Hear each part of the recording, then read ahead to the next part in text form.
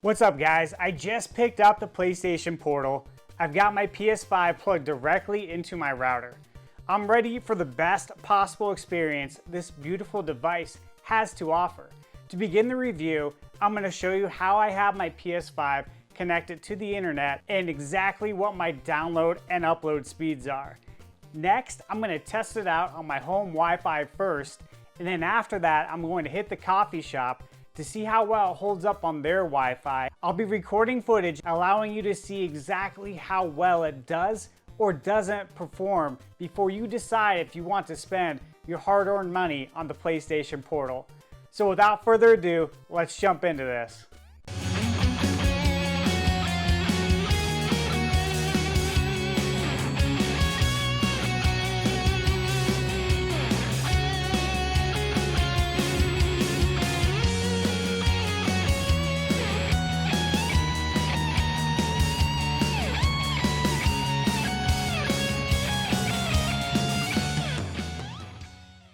All right guys, so first things first, we're going to power on the portal and we're going to see if it will actually activate a portal, thus allowing me to travel to and from different dimensions.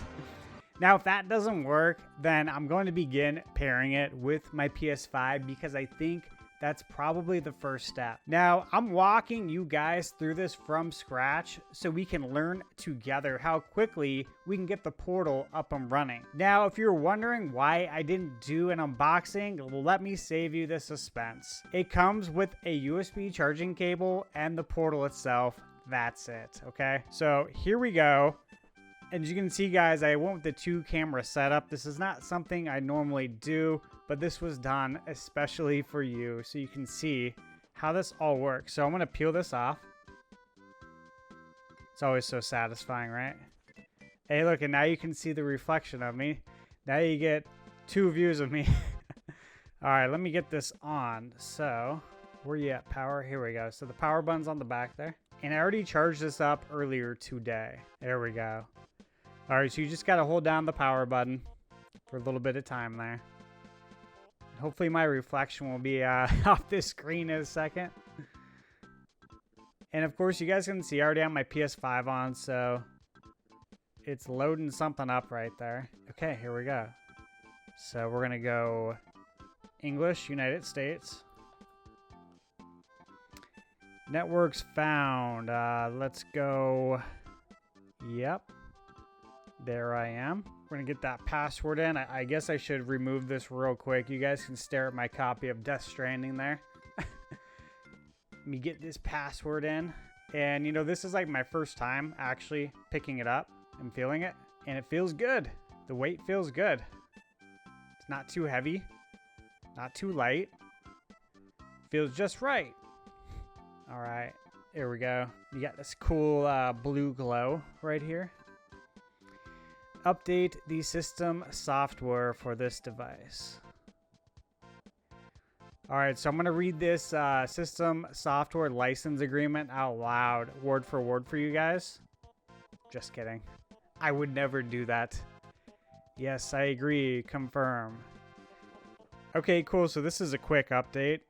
It's 145.8 megabytes, quick and easy. And guys, during this review, I am going to take you to the internet page on the PS5, and we're going to do an internet speed test so you guys can see what my download speeds are and what my upload speeds are to hopefully give you a better idea of how this could run for you in your house. Okay, so while the system software update's going, let's go ahead and do this. Let's make the most of our time, right?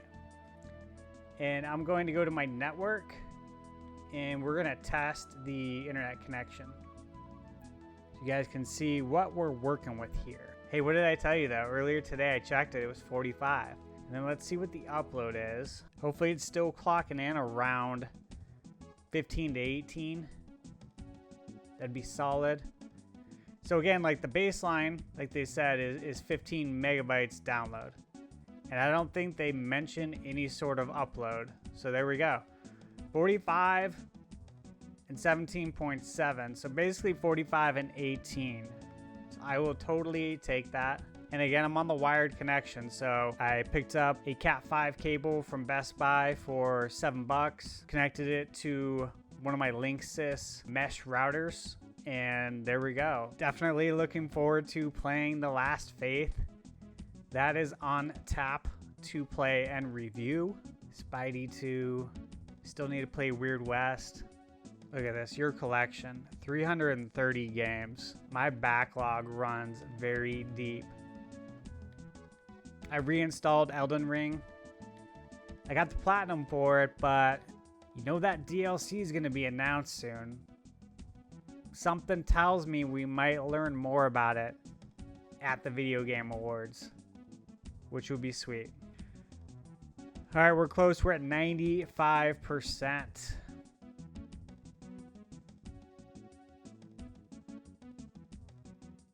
All right, so to sign in, I can scan the QR code and use the PlayStation app, so I am going to do that.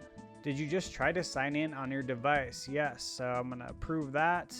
You're all set, okay. Now we're gonna select my PS5. Okay, allow connection to PS5 required. Turn on your PS5. From the home screen, go to settings. So we're gonna go through this together. Now I'm pretty sure I already did this, but we'll still go through it. Go to settings, system. Then we're gonna go down to remote play and turn it on, which as you can see, it's on.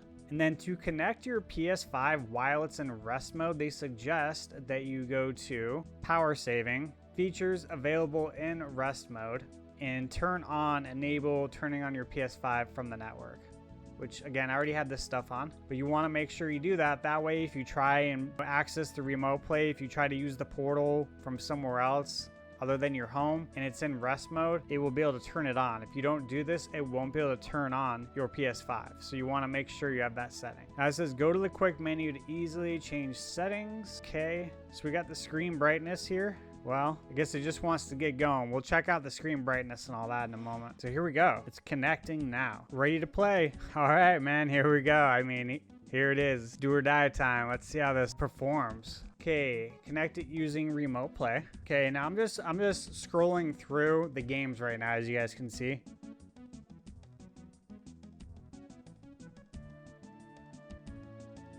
Just so we can see, obviously, how quickly this moves. We're gonna go play a game. Now look, a lot of the reviews said I wouldn't play competitive shooters on this. So if you're big into, you know, Call of Duty and Overwatch and all that stuff, your mileage is probably going to vary. And you see that intro wasn't very smooth. It's pretty choppy, but now it's running fine. So my point is, I'm showing 2K, but for me and for many people, this is going to be really well suited for games like RPGs, right? So let me just jump into Triple Threat, because this will give me a good idea. I will say the speakers sound good, but I'm going to turn this down so we don't have an echo. So far, just moving around, it feels so much better than it did when I was playing on the remote play app. Like, the resolution is not perfect. It seems like the resolution's dipping in and out a bit, but there is no lag. And let me tell you, I play a lot of 2K. I would know if there was lag here. Oh, kick that out. All right, let me get a pick right here. Let me get a pick. This is actually playable. I was worried that something like 2K wouldn't be playable. That shit out of here. There we go. There we go. Honestly, I would not have been able to do this playing in remote play with my backbone.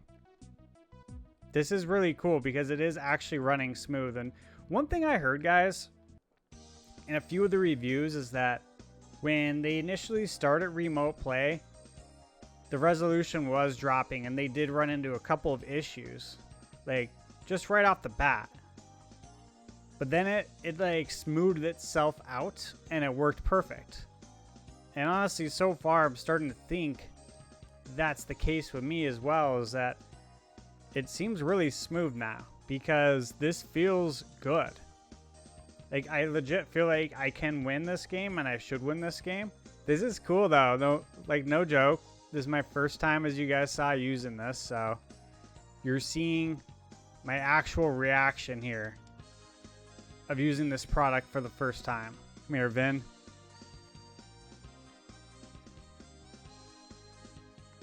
There we go. Got the rebound.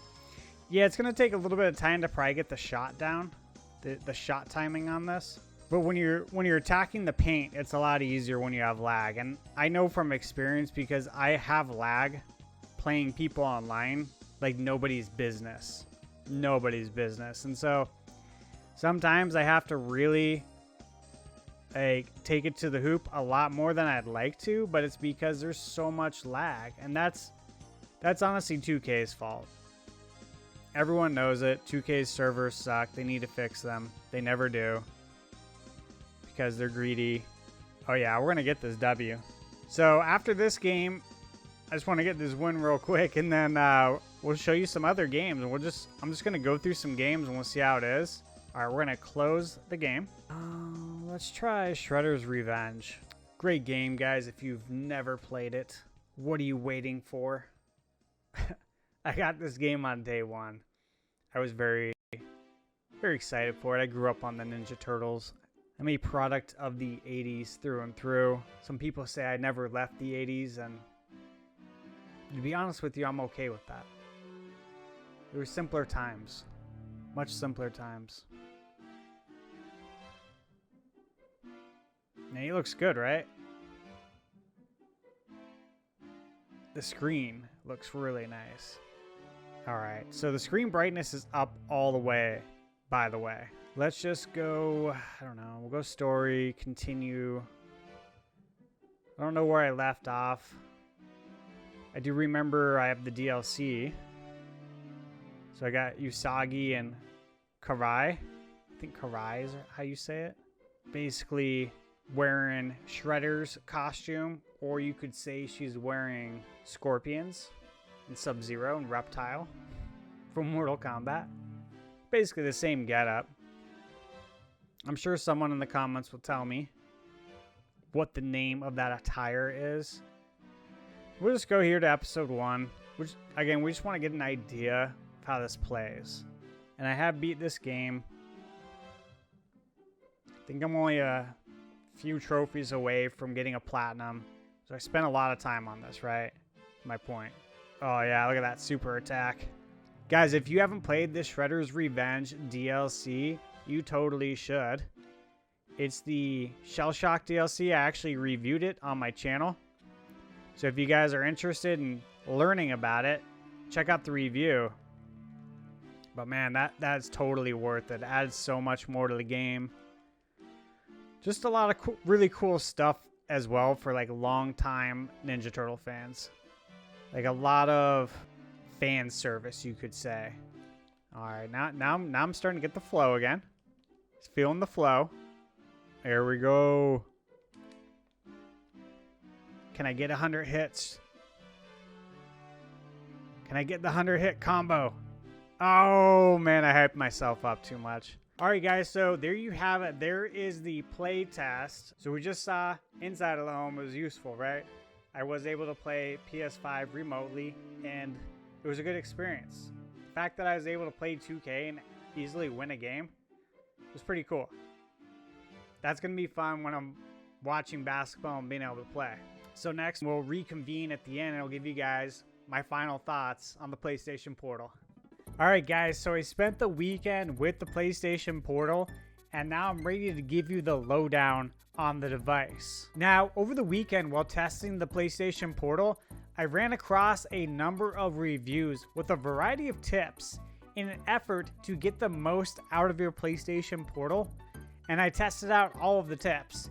So I'm going to go through them one by one and let you know what my results were, and then give you my final thoughts on the Portal at the end of the video. All right, so the first tip, guys, connect your PS5 using a LAN cable. Do not use Wi-Fi. Wi-Fi is too inconsistent for a streaming device like the PlayStation Portal. Tip 2, make sure the Portal is connected to a 5 GHz router versus a 2.4 GHz. If you don't know how to do it, locate the name and model number on your router and just do a simple Google search. For example, I have a Linksys VLP01 mesh router. I searched Linksys VLP01 5 GHz Wi-Fi, and I got an immediate hit with instructions on how to change the router I decided to use specifically for my PS5/Portal to a 5 GHz band. Tip 3, this is a big one. If your PS5 is connected to a 4K TV, you'll actually want to go into your display settings on your PS5 and drop the resolution down to 1080p. The Portal is a 1080p 60 FPS device, so sending a 1080p signal to the Portal versus sending a 4K signal that has to be then downscaled to 1080p only causes the stream to have to do more work, which leads me to my next tip. Now, for the fourth tip, guys, I heard this one works really good and I did try it out. So when you know you're going to use remote play, unplug the HDMI cable from either the TV or the PS5. It's okay to keep one end plugged in.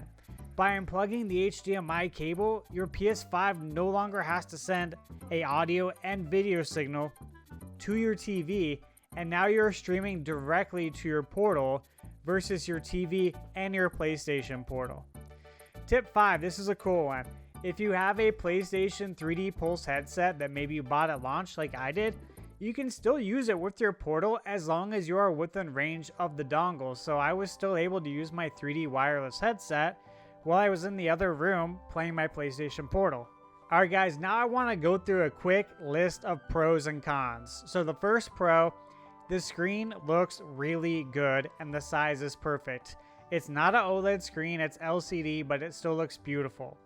Another pro is the controller feels great, and this feels much better than using the backbone with your cell phone attached. Plus, if you're anything like me, you receive phone calls on your phone and things like text messages and notifications. So it's really inconvenient and actually downright annoying to play games on my phone when I use my phone as an actual phone. Another pro is when it works, it's really special. Now, it doesn't work all the time, and that's what I'm going to be getting into in some of my cons. So the first con is the Portal is just too unreliable because it's relying on you having a perfect internet setup, and I don't think everyone has a perfect internet setup, myself included. Another con, if you try to log in to a Wi-Fi network that requires you to sign in or agree to terms of service, you won't be able to connect and use the Portal as the Portal has no browser. Now I went to my local coffee shop and logged in using their Wi-Fi on my laptop, and I was planning to connect using my Portal, but their Wi-Fi network required me to sign in and agree to terms of service, so it wasn't even possible for me to connect the Portal. Furthermore, while connected to their Wi-Fi using my laptop, I did an internet speed test and the download speeds were absolutely appalling. The speed was 0.07 megabytes per second, so less than 1/10 of 1 megabyte. I actually had to try running the test multiple times before it actually connected to run the test, so that was like worse than 56K modem back in the day. Another con, the Portal will only work as good as your internet plus the Wi-Fi network you're connected to.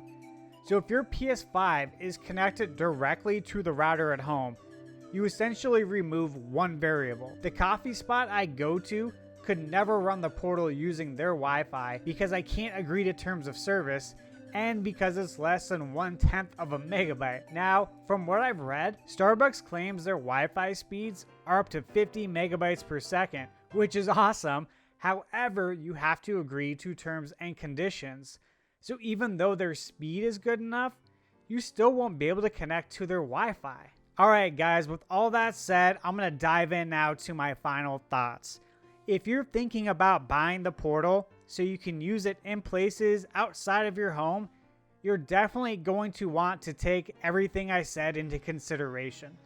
I would personally only buy the Portal if your main focus is to play it at home on your home network. Anything other than your home is going to present a ton of variables, ranging from speed to having to agree to terms and conditions. Now, say you're going out of town for Thanksgiving or Christmas and you're staying with family. I'd say you shouldn't have any issues using your Portal as long as your family has Wi-Fi and is faster than the recommended 15 megabytes per second. And upon doing a quick Google search, I found that the average download speeds in America as of 2022 was 256 megabytes per second, so you should have a positive experience. But anything outside of your home is going to present far too many variables. I even tested the portal using my girlfriend's hotspot, which is 83 megabytes per second, and even though the speed was more than enough, connecting to a hotspot introduced a ton of lag. Had it worked, I would have suggested using a hotspot if you have a cell phone plan that allows for unlimited hotspotting, but unfortunately, playing the portal through a hotspot was not a good experience. So, do not buy a PlayStation Portal if you think you're going to be able to play it and enjoy it anywhere that has Wi-Fi. Only buy the Portal if, like me, you want to be able to continue playing your PS5 in handheld form while you sit on the couch and watch TV shows or sports with your significant other. So there you have it, guys. Those are my final thoughts. I would say it's not for everyone, and I would also say you're going to need to have a significant amount of patience, and that honestly your mileage is going to vary. Everyone's is, because it's based upon a variable. How good is your internet? How good is your Wi-Fi? Is it good all throughout your house? Do you have dead spots throughout your house? And then don't even get me started, right, on what happens when you leave your house, because that's when even more variables come into play. Like, do I have to agree to terms and conditions here? If I do, I can't do anything because there's no web browser on the PlayStation Portal. Things of that nature. So I would say it's not for everyone. I would say, honestly, hear me out on this one.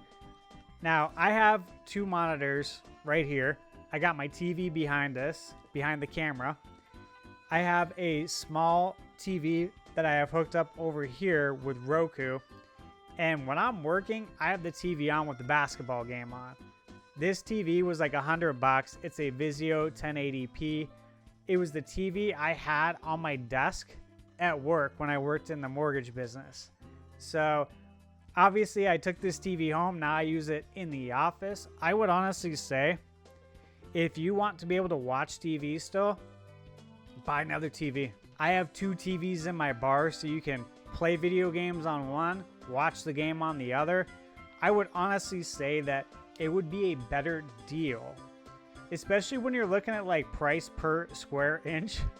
You know, this is an 8-inch screen. It's really nice, right? But I would rather have another TV for the same price or less to play my PlayStation on and be able to watch something else. And like I said, that's pretty much what I already do with my small TV. Now, granted, I've never wheeled it out to the living room where I watch TV shows or watch the basketball game with my girlfriend, but you totally could do that. I do have my little TV on a cart that I use for this TV, so I can move it around. So I would consider looking into that if you're really interested in being able to continue playing your PlayStation while you watch something else. Otherwise, I would just say, I don't know, get a Steam Deck, wait for the Switch 2. The PlayStation Portal is really cool. It's just not the answer. This technology is far from perfected. I will say it was a better experience than playing in remote play using the backbone. And I know I mentioned that earlier, but it was a better experience than that. No doubt about it. But is it a great, reliable experience? No, it's a good experience that is not at all reliable. So there you have it, guys. I can't quite recommend this to everyone. I don't even know if I'd recommend it to the hardcore. I'd honestly say you should probably save your money and wait for the Switch 2. Or, like I said, just get another TV. It's going to be cheaper. All right, guys, as always, thank you for tuning in to today's review of the PlayStation Portal. If you enjoyed today's video, please press the like button. And if you haven't already, please consider subscribing to the channel. Hopefully my review of the PlayStation Portal gave you a better idea if this is something you should buy or pass on. Thank you, and hope you all have a great day. What's up, guys? If you enjoyed this video, please smash the like button as it helps me out a ton. And if you haven't already, please consider subscribing to the channel. Over here to the left, you can find all my social media info, or just remember to search for ThunderSteve85.